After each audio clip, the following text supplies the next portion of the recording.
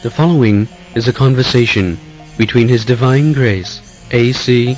Bhaktivedanta Swami Prabhupada, and the Reverend Gordon Parnell, recorded June 28, 1974, in Melbourne, Australia.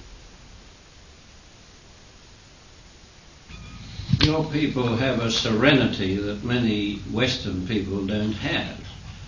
What is the secret of serenity? Is it, I gather, you reject many material values, materialism as such? Serenity, not material. Serenity, to what do you attribute the serenity that your devotees have, the calmness? Communist? The devotees seem to be calm, serene. Mm-hmm. Where does that come from? From Krishna consciousness. Mm-hmm. Yes. From Krishna consciousness, when the consciousness, the Krishna consciousness. Yes. Jasyasti bhakti bhagavati akinchana. These are the proofs. Jasyasti bhakti bhagavati akinchana sarvai gunai tatra samasate sura. If one becomes Krishna conscious, then he becomes qualified with all godly attributes. Mm-hmm. That I have explained, that if you be in touch with God, then you become godly. Yes. That is the test. Simply by saying that I am in commune with God, no, there is test.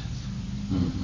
The test means if he is always in touch with God, he will become, in his characteristics, godly. And one of the qualifications is serenity, is one of the qualifications. There are 25 qualifications of a devotee. 25? Yeah. Yes. What are some of the others? Have you got the list? Friendly. It's in the chart. Yes. Right here, teachings of.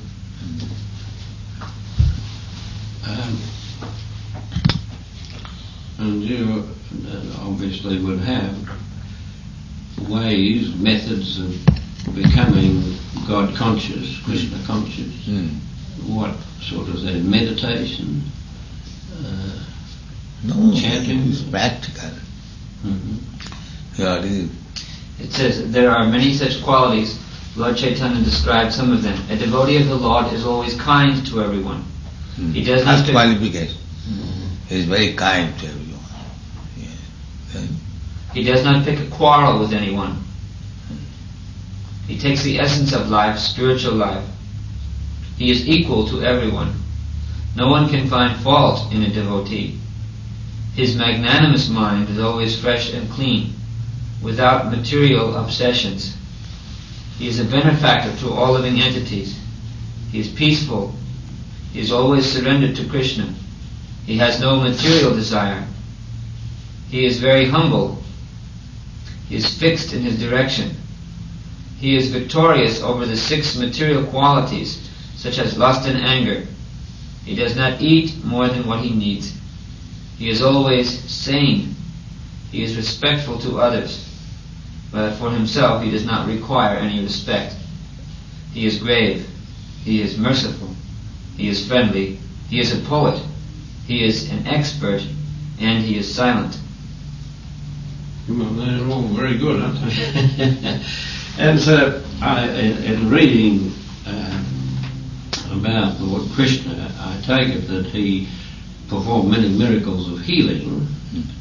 I'm very interested in spiritual healing because in my ministry here in Australia, I've been 29 years in the Harley streets, the streets of doctors. I'm now in Collins Street. I was in Macquarie Street in Sydney.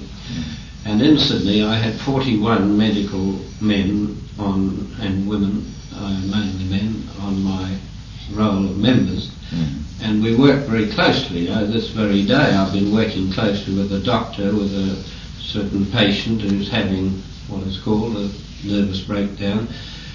And we, over the years, have spent a lot of time with spiritual healing. Now, do you yourself practice spiritual healing? No, practically we have very little suffering from disease. Mm-hmm. The devotees, we are spending so much money, but we don't spend for doctor's bill.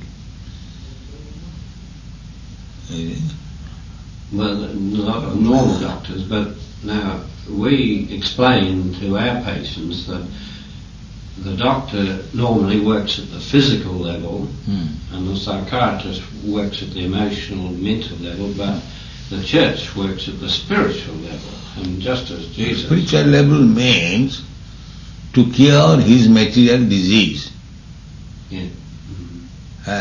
The material disease is birth, death, old age and disease. I'm sorry, I didn't quite follow that. The real disease is the material condition in which we have to suffer birth, death, disease and old age. Yes. So, these things can be overcome by Krishna consciousness.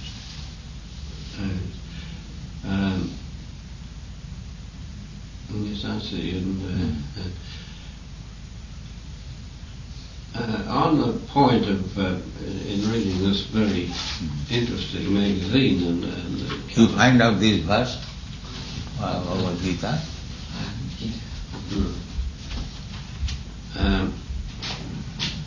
There was a reference to something you said about plants having a feeling. Some years ago I carried out an experiment at the request of one of our magazines in praying for plants and seeds growing and so on, and there seemed to be a relationship between these prayers, both for the plants and in the opposite, in a negative way, against the plants. And I didn't have an opportunity to carry it out too much, but in two experiments there was apparently a clear indication that the plants responded to prayer, and with peas and with beans in particular, there was a very significant increase in the plants that were prayed. They find out jara marana mokshaya.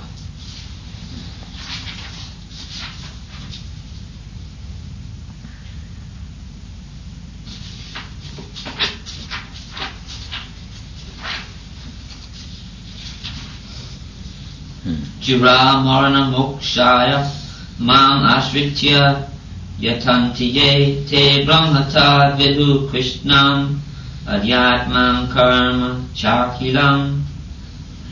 Translation: intelligent persons who are endeavoring for liberation from old age and death take refuge in me in devotional service. They are actually Brahman because they entirely know everything about transcendental and fruitive activities. What does devotional service mean in that context? Purport: birth, death, old age and diseases affect this material body, but not the spiritual body. There is no birth, death, old age and disease for the spiritual body. So one who attains a spiritual body becomes one of the associates of the Supreme Personality of Godhead and engages in eternal devotional service, is really liberated. Aham Brahmasmi, I am spirit. It is said that one should understand that he is Brahman, spirit soul. This Brahman conception of life is also in devotional service as described in this verse. The pure devotees are transcendentally situated on the Brahman platform and they know everything about transcendental and material activities. Transcendental means spiritual, does it? Yes. As opposed to material. So they are always engaged in transcendental devotion and service. Always. Yeah, always. But then they will be free from birth, death, old age and disease. Mm-hmm. Yes. And well, the paper's correct in reporting you as, well, they reported opposite things, but you of course hold to transmigration, I gather.